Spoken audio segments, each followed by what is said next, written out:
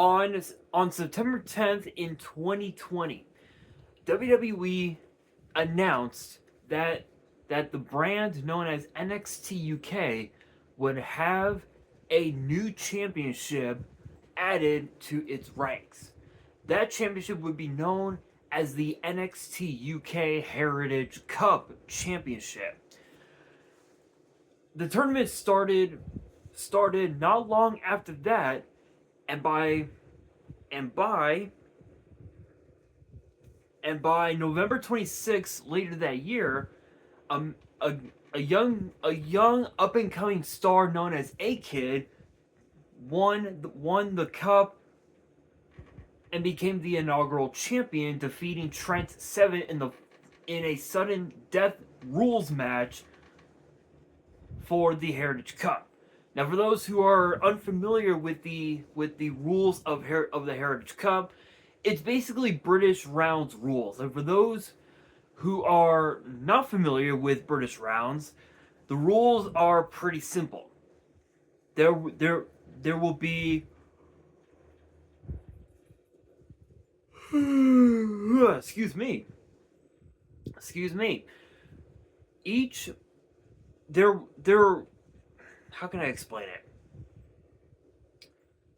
There are 6 3-minute rounds with about 15 to 30 seconds of respite time after each round. And it's best 2 out of 3. Whoever scores 2 falls wins it. However, the way that you can score a fall is by pinfall, submission, or countout. In the event of a knockout or a disqualification, the match ends.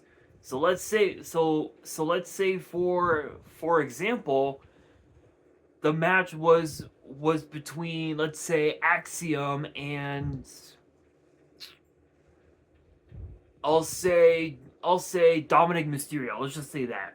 If Dominic Mysterio initiated the disqualification by using a steel chair, Axiom automatically wins.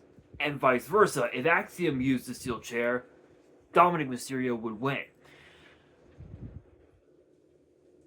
Or if Axiom knocked out Dominic Mysterio, the match ends, and vice versa.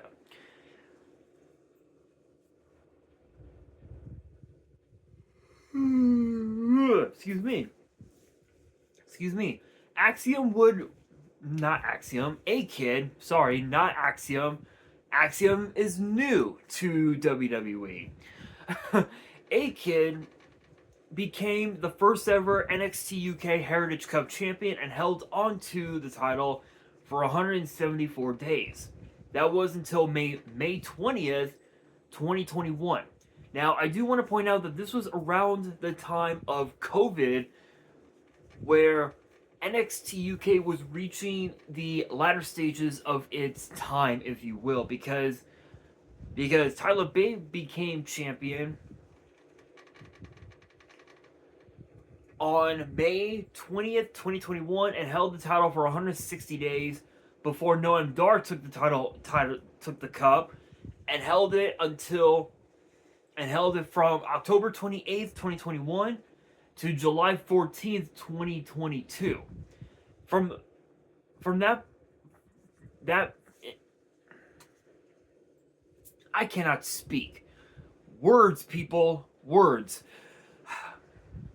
Anyway, I blame my autism, so forgive me on that. Noam Dar would hold on to the Heritage Cup for 258 days before Mark Coffey took the cup, but was only champion for 42 days. Noam Dar became a 2-time champion at that time because on August 25th, 2022, he regains the cup and held it for 292 days. At that point, NXT UK ultimately went out of business, so to speak. Most of the talent from NXT UK had decided to leave WWE to venture out on their own. For example, Zaya Brookside, she went on over to TNA up until this point. Trent Seven went on to other promotions outside of WWE, including going back to Progress Wrestling, and even also competed on TNA for a brief cameo, if that makes sense. Everyone, and then obviously you got guys like Mark Coffey, Joe Coffey, Wolfgang, obviously known as Gallus. They went to NXT. Tyler Bate went to NXT, and Tyler Bate became the only person to be the first and last NXT UK champion, and the only two-time champion in history, which is insane, which is historic on its own. Noam Dar would end up losing the cup to Nathan Fraser on June 13th, 2023, where he would only hold the title for 69 days. Do not get it twisted. Get your minds out of the gutter. Noam Dar would end up regaining the title for the third time in his career, holding on to the title for 189 days. He regained the title on August 22nd. But by February 27th, 2024, just a couple years ago, Charlie Dempsey would become champion for 76 days, only for him to lose the title to Tony D'Angelo on May 14th. Charlie Dempsey would regain the title 3 months later, before Lexis King would take the cup on December 24th. So literally Christmas Eve. On Christmas Eve in 2024, Lexis King would win the cup and hold it for 118 days. Noam Dar would once again hold the cup, this time for only 59 days. After that, by June 21st, 2025, last year, he would have to give up the Heritage Cup due to injury, and it was vacated for a few days before Channing Stacks Lorenzo would hold the cup for only 17 days. That is because on July 12th, Tony D'Angelo took the Heritage Cup and threw it over the bridge and into the ocean. So yeah, so overall there's been 1, 2, 3, 4, 5, 6, 7, 8, 9.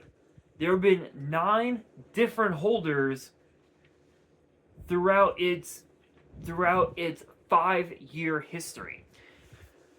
So you heard me right. The NXT Heritage Cup has officially been retired. Now it's interesting because WWE kept recognizing Stacks as the Heritage Cup champion for literally an entire year, and we didn't see much of the cup since Tony D'Angelo threw it over the bridge and into the ocean right around this time last year.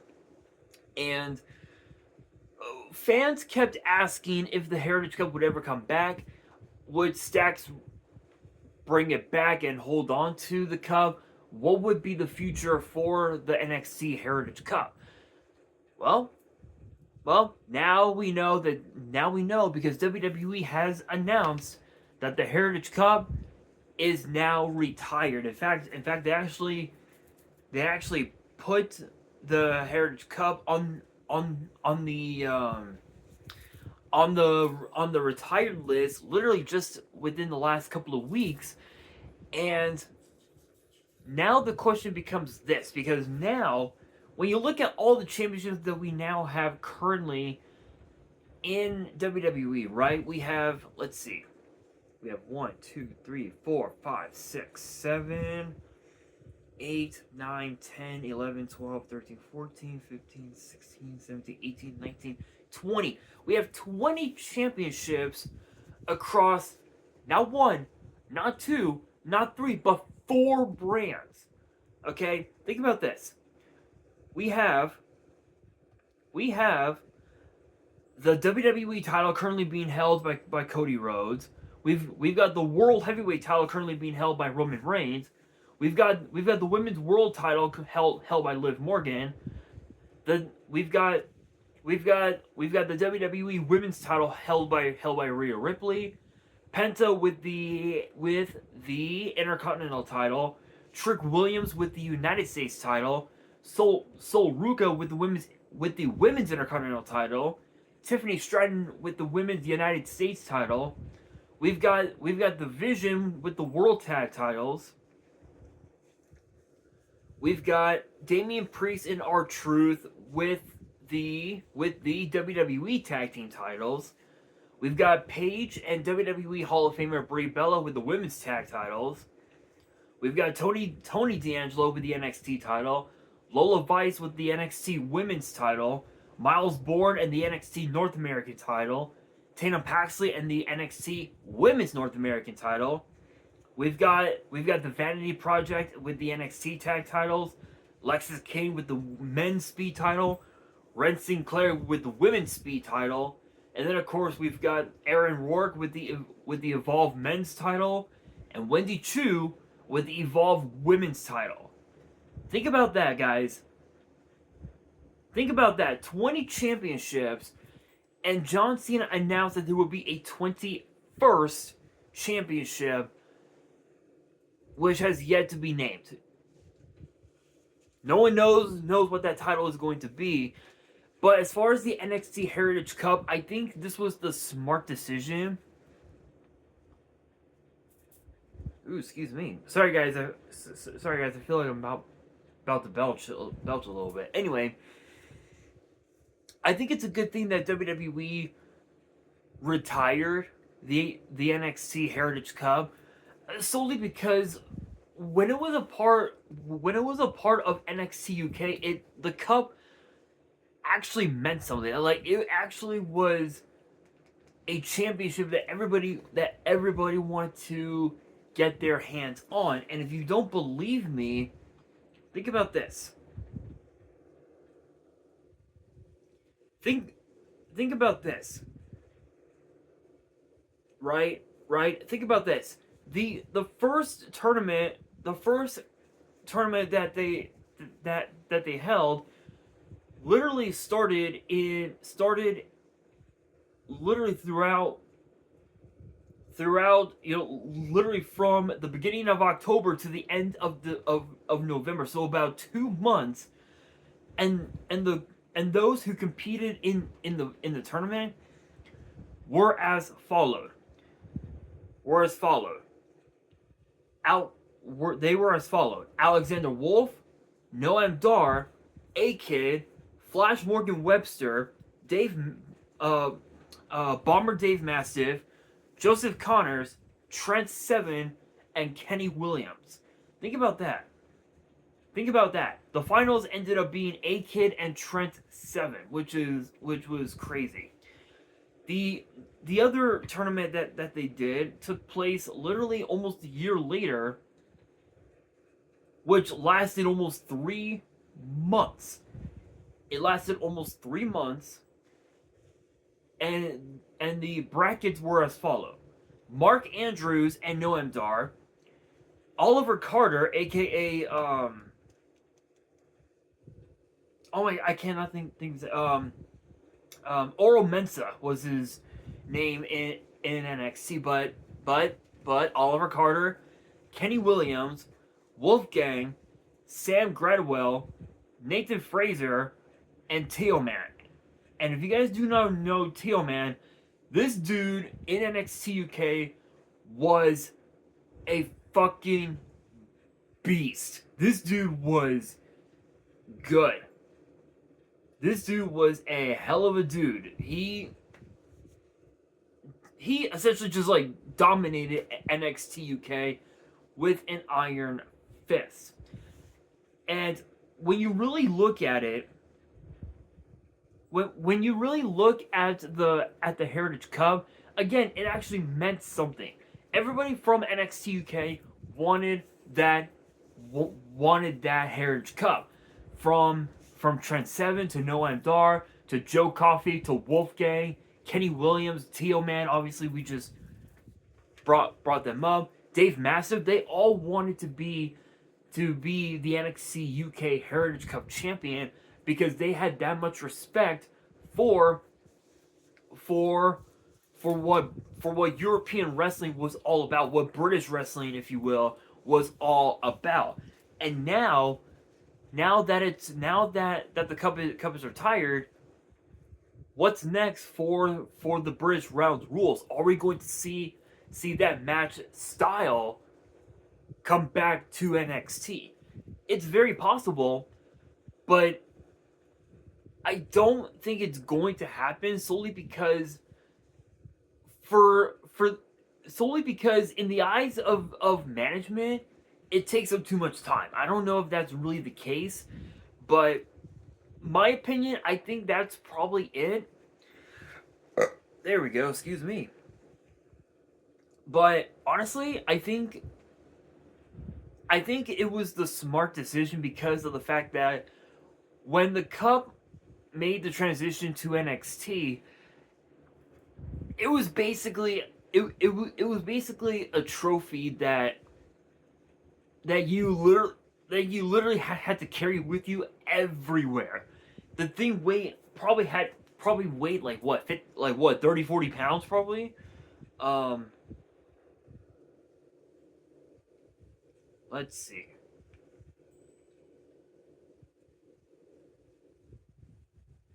Let's see. Let's see here.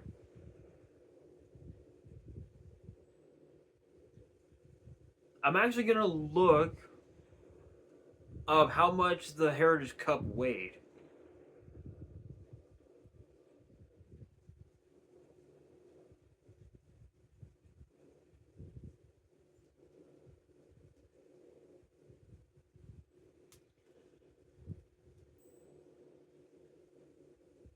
And apparently nothing comes up.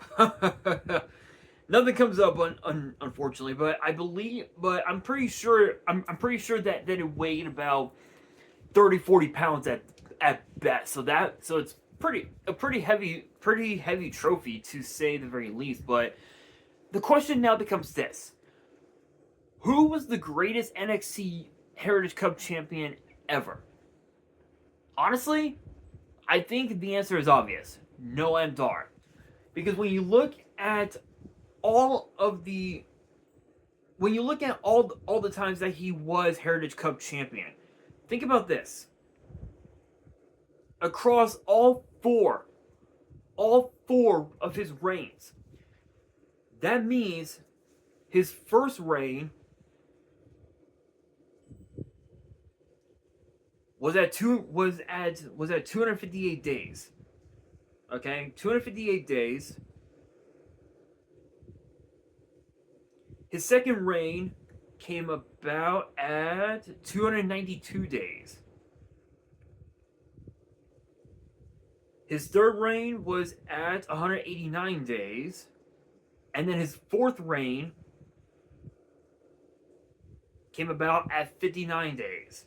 That means overall, he held the NXT Heritage Cup for 798 days, almost 1,000 days overall, which is incredible.